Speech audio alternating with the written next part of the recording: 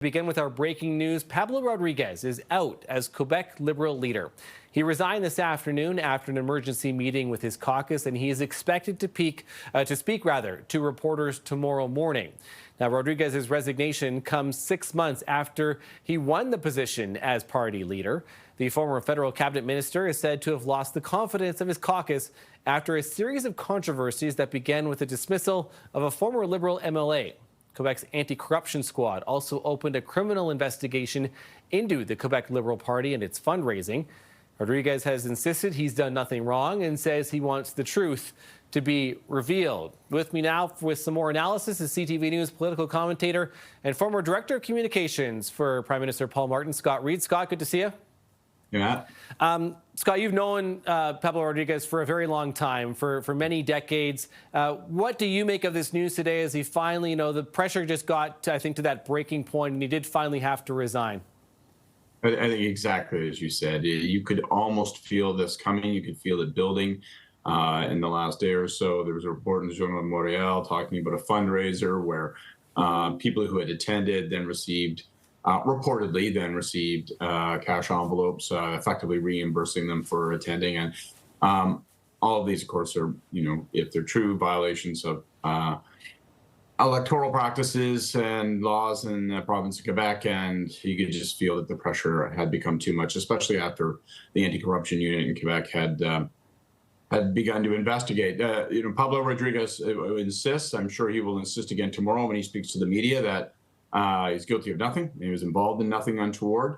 I wouldn't be surprised if that absolutely turns out to be the case. But sometimes politics can be cruel, and it certainly has taken the stuffing out of Pablo. And ultimately, right, that he wears this, unfortunately, all these different parts of it as the party leader. He's only been there since June. He faced so many, different parts of it. And to your point, whether he is guilty or not, all of them are, again, happening underneath the Liberal Party. For you, was it the Quebec anti-corruption investigation? Do you think that really was the big one that we found out about last month? Or where did this finally get to the line?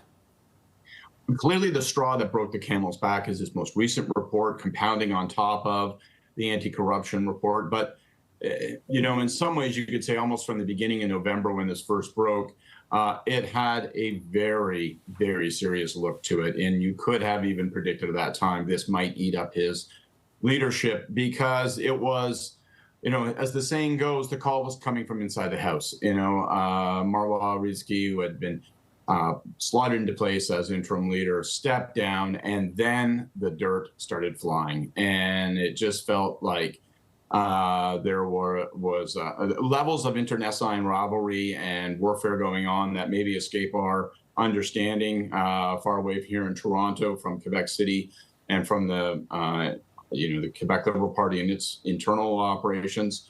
But yeah, I would say certainly once that anti-corruption investigation was announced, it felt like you could circle the days on the calendar. Give us big picture what this means for Quebec politics too, right? Francois Legault has been floundering for a while. The CAQ, this has been a distraction, at least for that, with the Quebec Liberal Party and all of their trials and tribulations. There's the provincial election next fall. So from your standpoint, where do things stand? What does this mean?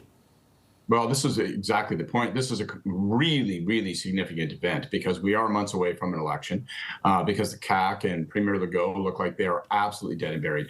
Premier Legault looks, just to put it in context for viewers, he looks as troubled right now in terms of his premiership as Justin Trudeau did a year ago in terms of his tenure as prime minister. Really under fire, really behind, deeply behind in the polls to the Péquistes. And Pablo now becomes a story. Pablo Rodriguez becomes a story of what might have been, because 6 months ago he takes over the Liberal Party. He is a charismatic, strong fundraiser, well-liked and likable, and he brought the party up into really close, like 4 or 5 points in the polls with the Péquistes, and it looked like this was suddenly going to be a horse race. Now the Péquistes look like they are a lock.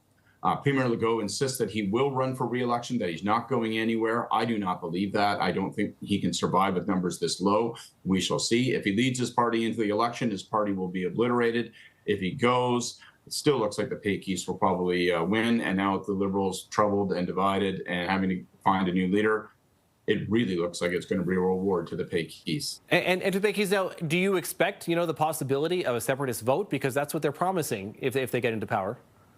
Well, this is the difficulty. This is a very slowly ticking grenade. People are not paying close attention to this in English Canada, but the Péquistes are led by a young, charismatic leader. He's ahead in the polls. Everything we've just talked about in this interview helps him in his quest to become the next premier, and he is running on a hardcore independence platform. He does promise another referendum, and so we could easily be looking down the barrel of another referendum vote, a la 1980, a la 1995. I lived through those. I particularly lived through 1995. They are enormously disruptive and divisive events. We will see what happens. CTV News political commentator Scott Reid. Scott, thanks for this as always. Appreciate it.